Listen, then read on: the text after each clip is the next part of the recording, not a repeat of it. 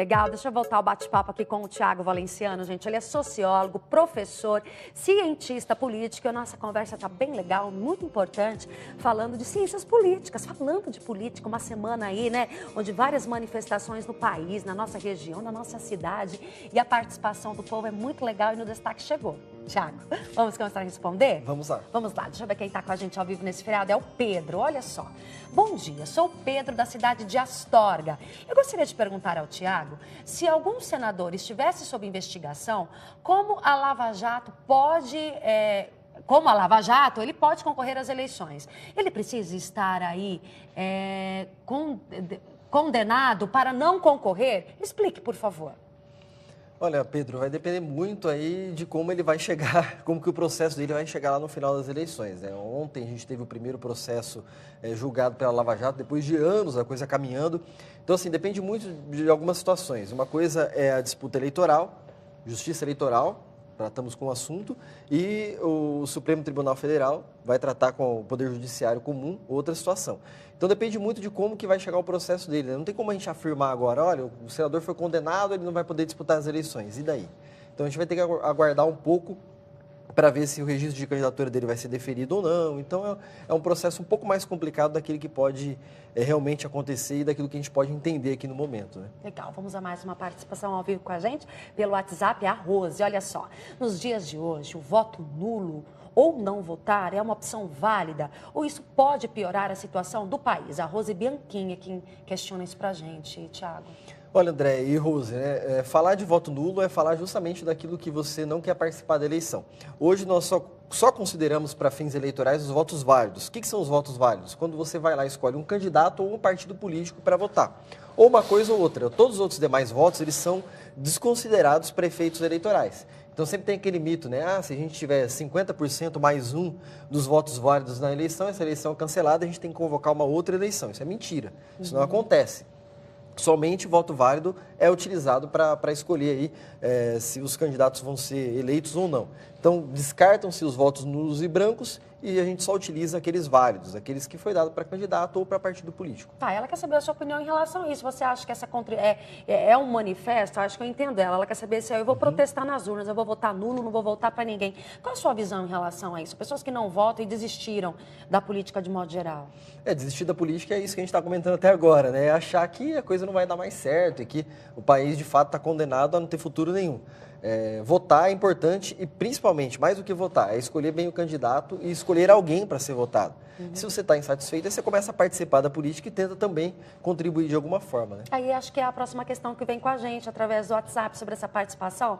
Deixa eu ver quem está comigo, é o Cícero. Olha só, eu faço pesquisa dos gastos da cota parlamentar. Eu vejo muito abuso por parte dos deputados. Eu já denunciei algumas e já ajudei a fazer deputados a devolverem o dinheiro. Em um regime ditatorial, isso seria impossível. Falta as pessoas participarem mais. Quem dá sua opinião para a gente é o Cícero Júnior de Maringá, né, Cícero? Como que as pessoas, como o Cícero, podem fazer para participar mais da política? Por onde começa, Thiago? Olha, começa pela sua própria casa. Política se faz em casa, né? Quando você começa a argumentar alguma coisa com o pai, com a mãe, ou quando a mãe está argumentando alguma coisa contra o filho, olha, não vai sair hoje, isso não vai dar certo. Então isso já é um ato político, né? A gente já começa a fazer política na nossa própria casa. Para além da nossa casa, nós temos a política do bairro. É eleição para presidente de bairro, é eleição para associação de moradores, é eleição do condomínio. Vejo muita gente reclamando sempre do em síndico, grupos. Né? Sim, muita gente reclamando muito nos grupos de condomínio. Porque tal torneira está vazando, porque tal coisa está acontecendo, porque existe um problema aqui, mas ninguém quer dar a sua participação para melhorar.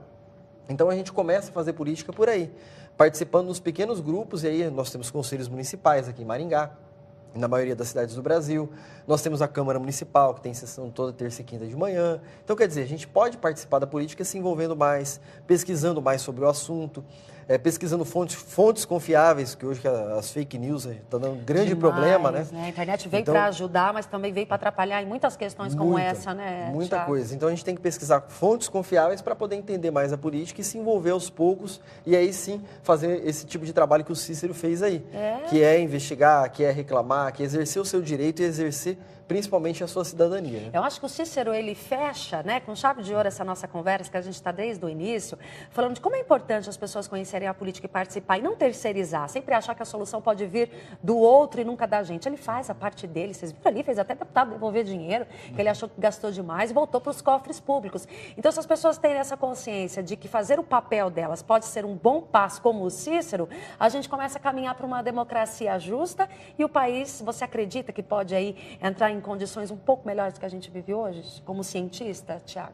Assim, Andréa, não só como pessoa, mas como pesquisador da área, eu sou um otimista, né? Eu acho que as coisas tendem a melhorar. Tem que acreditar. Não pode, sim, não dá pra gente ficar acomodado, achando, isso não vai dar certo, vou deixar isso daí pra lá, que nada vai ter futuro. Não, a gente tem que ser otimista e tem que achar que o Brasil vai melhorar sim, né? Acreditar em alguém, exercer o dever de cidadão, votar. Sim, e se não der certo, vamos lá, vamos protestar, vamos tentar mudar a política de alguma forma, né? A gente percebe que esses movimentos populares, eles resolvem.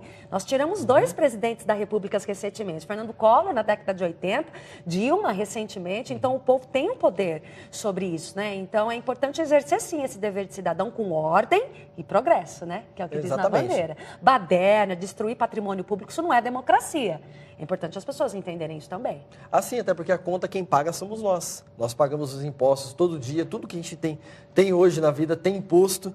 Então, quer dizer, não adianta nada a gente ir lá e depredar um patrimônio público, porque depois vai sair do seu bolso para consertar. Isso não é democracia, não, isso é baderna, né? Não tem nada a ver. Além de ser baderna, é muito ruim para quem está ali vivenciando e para quem está participando da política, ver que você fez um baita esforço, eventualmente para levar um parquinho para o seu bairro, uma ATI, um posto de saúde, um espaço de convivência, e a pessoa vai lá e depreda. Quer dizer, você tem um outro problema que é ter que consertar aquilo lá, então é bem complicado. A gente vê muito isso em manifestações, às vezes pessoas, né, inseridas nesses movimentos justos, e vai lá e destrói lá o Palácio do Governo, a Prefeitura, em forma de realmente aí dizer que não está bacana e quebrar tudo. Então, não é por aí. Aí é democracia, vai lá e quebra. Não, isso não é democracia. Democracia é ir para as ruas e realmente reivindicar por um país melhor, e as opiniões serem ouvidas, né? Tem mais opinião? Vamos lá, que legal. Isso mesmo, gente, participe. É o Vanderlei que opinou agora. Olha, o Vanderlei, ele é de Apucarana. Se fala tanto em intervenção militar, mas na atual situação nós não estamos vivendo uma ditadura velada. Pois o governo faz o que quer com a população e não tem lei que façam alguma coisa pelo povo, o que já não aguenta mais tanto sofrimento. Ele acha que a gente sofre uma ditadura velada, o Vanderlei, né, Vanderlei? Qual a sua opinião, Tiago? Olha, ele tem certa razão em achar que nada vai mudar, né? Por quê? Porque essa própria reforma política que nós tivemos no ano passado, que foi uma reforma eleitoral, na verdade, mudaram algumas regras eleitorais, só que essas regras foram feitas por quem já está lá. E normalmente, elas tendem a beneficiar quem já está exercendo o poder. Então, quer dizer, a sensação que ele tem de impotência, né, que é um pouco disso que a gente tem sentido atualmente, de que nada vai mudar, de que nada vai se resolver no país, é um dos problemas da própria população. Né? A gente precisa tentar, na verdade, seguir um pouco daquilo que o Cícero está fazendo, que é tentar melhorar um pouco a política e achar que vai mudar de alguma forma, e sim tentar, inclusive, entender a política para propor a solução correta para aquele determinado problema. Que legal.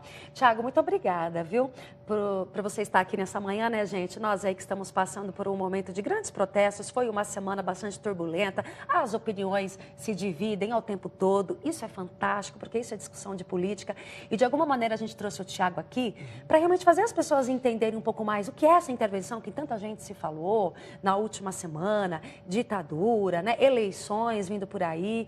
Então, assim, espero que a gente tenha conseguido de verdade, né, Tiago, plantar essa sementinha de democracia, de desejo político, de entender política, de votar, para que as coisas realmente possam melhorar. E como você bem disse, precisa acreditar, não é? Nesse país. A gente não pode perder a esperança jamais, né? Dizem que a esperança é a última que morre, nesse caso ela não pode morrer, não. Legal. Obrigada mais uma vez.